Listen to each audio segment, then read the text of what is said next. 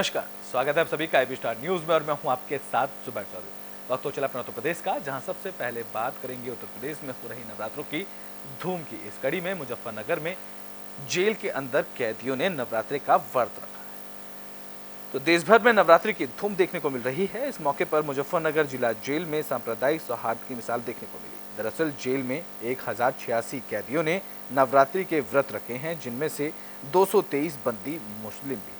नवरात्रि के दौरान हिंदू और मुस्लिम कैदियों ने व्रत रखकर मां के भजनों का भी गुणगान किया है।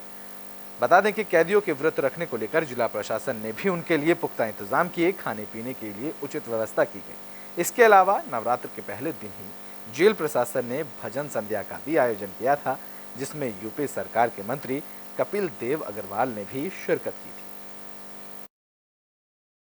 देखिए, नवरात्र हमारी भारतीय परंपरा में शक्ति के आराधन का पर्व है और इसको बहुत ही भव्य तरीके से मनाया जाता है। कारागार में भी 1086 बंदी 9 दिन का व्रत रखे हुए हैं, जिसमें 223 अन्य संप्रदाय के भी बंदी हैं। हिंदुओं के साथ साथ मुस्लिम भी व्रत रख रहे हैं। तो ये निश्चय ही सांप्रदायिक सौहार्द की एक मिसाल है। किस तरह से जिला कारागार में उनके व्रत की व्यवस्था की गई है?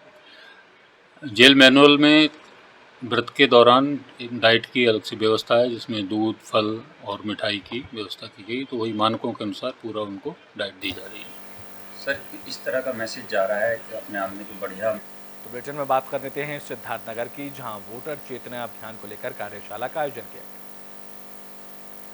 तो आगामी लोकसभा चुनाव को लेकर बीजेपी वोट चेतना अभियान चला रही है, जिसके तहत सिद्धार्थनगर में पार्टी ऑफिस में कार्यशाला का आयोजन किया गया, जिसमें बीजेपी के वरिष्ठ नेता और पदाधिकारी मौजूद रहे। बीजेपी नेताओं ने इस दौरान कहा कि चुनाव आयोग ने पहले चरण में वोटरों को बढ़ाने के लिए अभियान चलाया था, जिसका दूसरा चरण 4 नवंबर से दिसंबर के आखिरी तक चलेगा। कार्यशाला के जरिए जो वोटर छूट गए हैं या फिर जिनकी उम्र अभी 18 साल हुई है, उनका मतदाता पहचान पत्र बनवाया जा रहा है। साथ ही जिन लोगों की मृत्यु हो चुकी है, उसका नाम लिस्ट से काटा जा रहा है। आगामी लोकसभा चुनाव 2024 को लेकर भारत निर्वाचन आयोग का मतदाता सूची बनाने का पहले चरण का कार्य एक बार पूरा हो चुका है। दोबारा भारत निर्वाचन आयोग ने फिर से समय दिया है।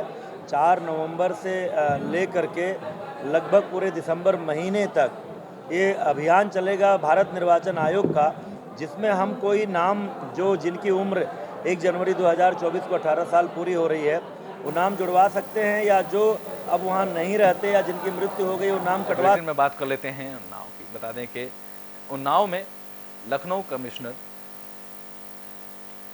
रोशन जैकब उन्नाव पहुंची और जनता दरबार में लोगों की समस्याएं सुनी। लखनऊ कमिश्नर रोशन जैकब उन्नाव पहुंचे हैं। उन्होंने जनता दरबार में लोगों की समस्याएं सुनी। इस दौरान डीएम, एसपी, एसडीएम समेत बाकी सारे अधिकारी मौजूद रहे। कमिश्नर ने समस्याओं को सुनने के बाद भूमाफियाओं को लेकर सख्त निर्देश भी दिए और ग्राम समाज की जमीन को कब्जा मुक्त कराने के लिए भी निर्देश दिए। उन्होंने कहा कि लखनऊ की तरह उन्नाव में भी भूमाफियाओं के खिलाफ कार्रवाई की जाए। लखनऊ कमिश्नर ने शिकायत आने से पहले ही सभी एसडीएम को ग्राम समाज की जमीन चिन्हित करने और खाली कराने के निर्देश भी दिए। स्तर पर जो है सुनवाई होती है, उसके बावजूद हजारों की संख्या में फरियादी आज यहाँ समस्या लेकर आए हैं। किस तरह से मोबाइल पीछे उसके साथ ही ये भी जनता दर्शन है। जैसे हम लोग मंडल स्तर की जनता दर्शन रोज ही होता है लखनऊ में, उसको थोड़ा विकेंद्रीकृत करके जनपदों में कराया गया है। ये है जैसे कि कम से कम एक दिन जनपद के अंदर भी आके सुनवाई करें, जैसे पब्लिक को वहाँ ना आना पड़े। शिकायत 300 के ऊपर आए हैं। ये कहना गलत होगा कि उन यहाँ पे थाना दिवस या तहसील दिवस में सुनवाई नहीं होता हो, क्योंकि कुछ शिकायतें जायज़ रह जाता है। उसके लिए प्लेटफॉर्म जिसमें डीएम, एसपी और विभागीय अधिकारी सब मेरे साथ उपस्थित होकर शिकायतों को सुना है और जो जायज़ जो शिकायत।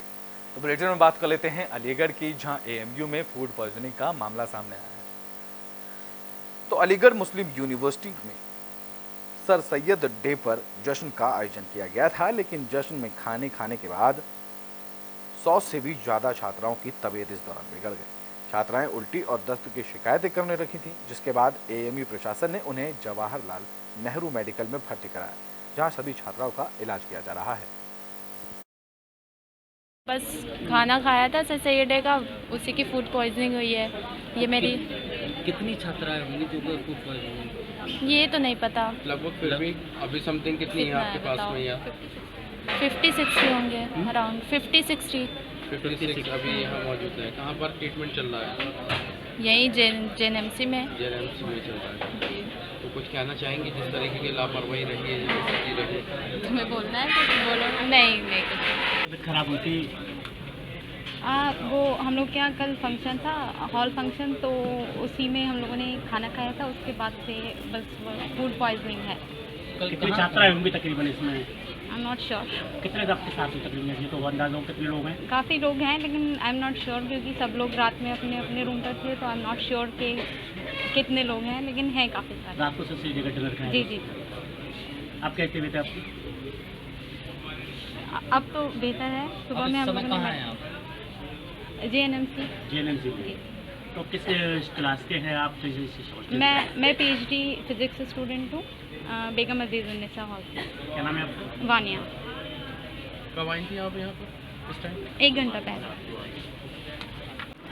क्या हुआ था आपको? तबीयत खराब हुई? उल्टियाँ शुरू हो गई थी 5:30 बजे से ही। अच्छा, फिर उसके बाद यहाँ पे आ गई, अब आराम है मुझे। कहाँ खाना खाया था आपने? लास्ट सर सैयद भी खाना खाया था, वहाँ पे हॉस्टल में ही खाना खाया था। तो कितने चीज़ में स्टूडेंट रहे, छात्राएं रहे होंगी इसमें शिकार हुई इसकी? इनकी तबीयत खराब हुई है, कितनी होंगी तकरीबन? अब ये नहीं पता मुझे। एक अंदाजा तो होगा तकरीबन कि जो आपके हो सकता है मेडिकल मौजूद है कितने 100-150 तो बुलेटिन में बात कर लेते हैं चंदौली की, जहां पुलिस और बदमाशों के बीच मुठभेड़ हुई है। इस दौरान पुलिस की गोली लगने से एक बदमाश घायल हुआ, तो वहीं दूसरा बदमाश मौके से फरार हो गया। चंदौली में पुलिस की 2 बदमाशों के साथ मुठभेड़ हुई। बता दें कि यह मुठभेड़ सदर कोतवाली इलाके के भगवान तालाब नहर की पुलिया के पास हुई। दरअसल पुलिस ने खुद को घिरा हुआ देखकर बदमाशों ने फायरिंग शुरू कर दी। जवाबी कार्रवाई में एक बदमाश पुलिस की गोली लगने से घायल हुआ, जिसे इलाज के लिए अस्पताल में भर्ती कराया गया। वहीं दूसरा बदमाश पुलिस को चकमा देकर फरार हो गया। बता दें कि पुलिस को जानकारी मिली थी कि पशु तस्कर और गैंगस्टर एक्ट का आरोपी कुलदीप अपने साथी के साथ सैदा राजा कस्बे में आया हुआ है, जिसके बाद पुलिस ने कार्रवाई कर एक आरोपी को गिरफ्तार कर लिया। वहीं पुलिस अब दूसरे आरोपी की तलाश में जुट गई है। इस तरीके का एनकाउंटर था, कौन था अपराधी और किस तरीके के अपराध थे? आज पुलिस मुठभेड़ में एक शातिर गो तस्कर जो गैंगस्टर एक्ट का वांछित अभियुक्त था और पिछले कई महीने से फरार चल रहा था, पुलिस अधीक्षक महोदय ने उसकी गिरफ्तारी के लिए 25,000 रुपये का पुरस्कार घोषित किया था।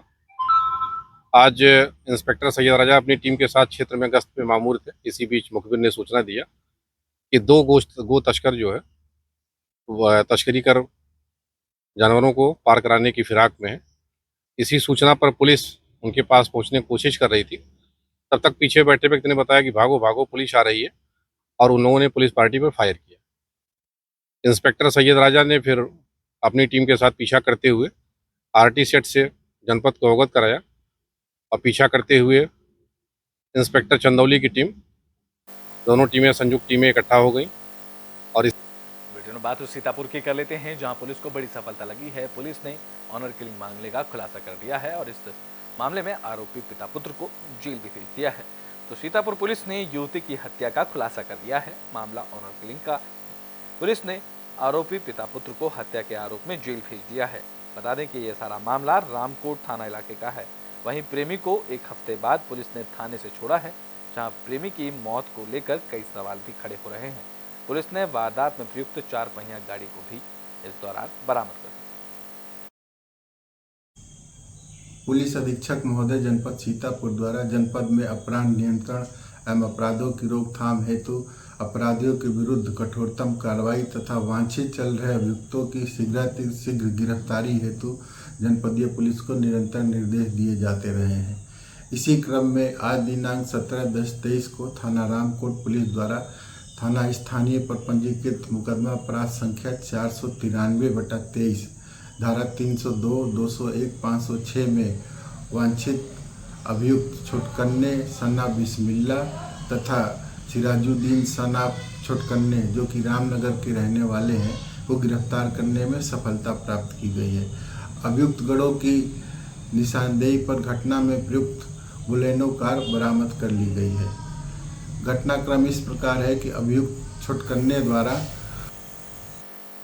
में बात बस्ती की कर लेते हैं, जहां भी पुलिस को बड़ी सफलता हाथ लगी है। पुलिस ने एक शातिर गिरोह को गिरफ्तार कर लिया है। तो बस्ती में सोने के आभूषण बदलकर नकली आभूषण देने वाला गिरोह पुलिस के हत्थे चढ़ गया है। जिले के अलग अलग थाना क्षेत्रों में बदमाशों ने कई परिवारों को निशाना बनाया था। लगातार बस्ती पुलिस की टीम इस गिरोह को पकड़ने के लिए प्रयास कर रही थी, लेकिन पुलिस को कोई सफलता नहीं मिली। बीते दिन इस गिरोह के सदस्य वाल्टरगंज थाना इलाके में पहुंचे और जहां वहां के बधुआ गांव में भी एक परिवार को उन्होंने निशाना बनाया। बर्तन की सफाई और सोने चांदी के जेवरात की सफाई के नाम पर पहले लोगों से जेवरात और बर्तन मांगने के बाद आरोपी मौका देखकर सोने के आभूषणों को बदल देते थे। जब तक लोगों को भनक लगती तब तक यह गिरोह उस जगह को छोड़कर नए शिकार के लिए आगे चले जाते थे। अब पुलिस ने इस गिरोह को पकड़ लिया है और उनके जेवरात उड़ाने वाले गैंग आज पुलिस के हत्थे चढ़े हैं। सर, किस तरीके से घटना को अंजाम देते थे? थाना वाल्टरगंज, थाना नगर और थाना कप्तानगंज में विगत दिनों में ऐसी कुछ फोर्जरी की घटनाएं हुई जो पुलिस के लिए एक चैलेंज थी। वाल्टरगंज थाना क्षेत्र में 11 तारीख को एक गैंग जो मूल रूप से बिहार का रहने वाला है, ये गांव में गया और वहां पर बर्तन साफ करने के नाम पर और जेवर साफ करने के नाम पर कुछ औरतों को बरगला करके और उनके सोने के जेवर साफ करने के बहाने उनके असली जेवर इनके द्वारा ले लिए गए और उसके बदले में कुछ डुप्लीकेट जेवर उसमें रख दिए गए। पुलिस के लिए एक चैलेंज था और इस संपूर्ण घटनाक्रम के पर्दाफाश के लिए सीओ सिटी विनय चौहान के नेतृत्व में क्राइम ब्रांच, स्वाट टीम, सर्विलांस टीम और थाने की टीमों को लगाया गया था और इन सभी टीमों ने बहुत सार्थक प्रयास करते हुए बात बागपत की कर लेते हैं, जहां दबंग बेखौफ नजर आ रहे हैं। बता दें कि मकान को कब्जा करने को लेकर दबंगों ने जान से मारने की धमकी दी। तो बागपत में दबंग बेखौफ नजर आ रहे हैं। ताजा मामला शहर कोतवाली इलाके के स्वरूरपुर गांव का है, जहां दबंगों ने मकान पर कब्जा करने की नीयत से परिवार पर हमला कर दिया और परिवार को जान से मारने की धमकी भी दी। पीड़ित परिवार ने मामले की शिकायत एसपी से की है और इंसाफ की गुहार लगाई है। क्या नाम आपका, कहाँ के रहने वाले हो? स्वरूपपुर के रहने वाले ओमवीर मेरा नाम है। एसपी ऑफिस आए हो, क्या शिकायत आपकी? हमारी कुछ शिकायत नहीं, वो नहीं हुआ, मतलब कुछ भी नहीं, हमारा निर्णय हुआ जो हम कई दिन तक बहुत वीरान हो रहे, हमारे घर पर कब्जा कर लिया उन्होंने। पूरा मामला क्या है? क्या मामला हुआ आपके? पूरा हमारा मामला ही हुआ, हमारा 40 साल तक हमारा बंटवारा हो गया था भाइयों का इनका। अब ये तो घेर में चले गए थे और हम घरों रह गए थे और फिर घरों रहे पीछे थी वो हमारा जेठ मर गया। हमारे जेठ मरे पीछे तो कह लगे तेरा तो केला लोंडा और हम है 6 और बदमाश रखे अपनी गैल 5-7 अनु कह लगे कथा में इसमें तो आधा दे दो नहीं तो तेरे लोंडे को भी मारे। और फिर उसका बुध की थी 13वीं और शुक्र वाले दिन आकर मेरे घर पर हमला बोल दिया और हम उधर से पीछे मारे फिर लग रहे, हमारी कोई सुनवाई नहीं लोग कहीं भी कोई भी। और भी जा बटन बात अब औरैया की कर लेते हैं, जहां तेज रफ्तार का कहर देखने को मिला है। बता दें कि औरैया में एक डीसीएम ने साइकिल सवार युवक को टक्कर मार दी, जिससे मौके पर ही साइकिल सवार युवक की मौत हो गई। तो औरैया में तेज रफ्तार का कहर देखने को मिला है। डीसीएम ने साइकिल सवार को रौंद दिया, हादसे में साइकिल सवार की मौत हो गई। घटना एरवा कटरा थाना इलाके के बीच हुई। जानकारी के मुताबिक इमलिया के रहने वाले सुनील बाजार से घर जा रहे थे। इसी दौरान डीसीएम ने साइकिल को पीछे से टक्कर मार दी, जिसके बाद घायल को इलाज के लिए एरवा कटरा सीएचसी में लाया गया, जहां डॉक्टरों ने युवक को मृत घोषित कर दिया।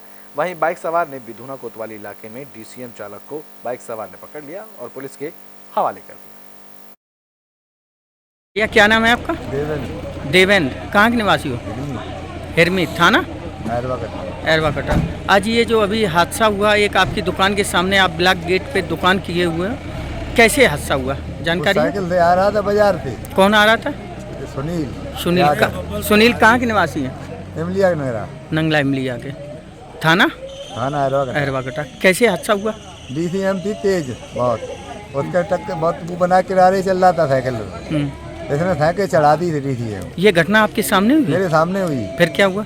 फिर क्या, उसने भगा दी गाड़ी, तो हमने मोटरसाइकिल अपनी उठाई, दुकान से वहीं पड़े थे बीमार थे, हमने उसे रगेड़ा तो उसने 3 दिन मुझे मारने की कोशिश की डीसीएम वाले ने। हाँ, फिर क्या हुआ? तो हम पीछे चलते रहे, बिधुना जब डिवाइडर पड़ा था के बाद हम गए, डिवाइडर से उस तरफ हो गई। किस जगह? बिधुना कोतवाली क्षेत्र में कि और कहीं? बिधुना कोतवाली क्षेत्र। किस जगह? क्या तहसील के पास। फिर हम बागाई होके आगे गए, आगे बैरियल थे, और उनसे मुझे हमने खींच के आगे कर दिए। तब तक पुलिस वाले और आ गए वहाँ, उनने फिर आए क्यों खींची तो तब तक भी थी हमने घेर ली थी। यह क्या नाम है आपका? देवेंद्र। देवेंद्र, कहाँ के निवासी हो? बुलेटिन के आखिरी में बात हमीरपुर की कर लेते हैं, जहां बेलाही बाजार में आग लगने से हड़कंप मच गया और चारों तरफ अफरा तफरी का माहौल हो गया। तो हमीरपुर के बेलाही बाजार में आग लगने से अफरा तफरी का माहौल हो गया। भीषण आग लगने से कई दुकानें जल गईं, जिनमें रखा सामान जलकर राख हो गया। मामला सुमेरपुर थाना इलाके के बेलाही बाजार का है। मामले की जानकारी मिलने पर पहुंची फायर ब्रिगेड की टीम ने आग पर काबू पा पाया।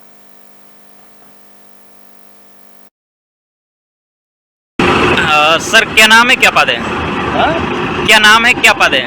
हमारा डेयरी फार्म है, रामकुमार मिश्रा नाम है और यहाँ सुमेरपुर में प्रभारी अधिकारी के तौर पर यहाँ मौजूद है। कैसी क्या घटना हुई है यहाँ? घटना की सूचना हमें चौकी इंचार्ज महोदय ने राहुल मिश्रा जी ने दी थी। जो फैक्ट्री एरिया की चौकी इंचार्ज है कि बेलाही बाजार में दुकानों में आग लगी है। हमारी यूनिट तत्काल मौके पर यहाँ उपस्थित हुई। आके देखा तो आधा दर्जन दुकानों में आग थी, जिसको तुरंत काम करके आग को कंट्रोल किया गया। ज़्यादा बड़ी आग होने के कारण सहायता हेतु एक गाड़ी हमीरपुर से। यूपी के बुलेटिन अपना उत्तर प्रदेश में अभी के लिए बस इतना ही। देश और दुनिया की तमाम खबरों के लिए देखते रहें एबी स्टार।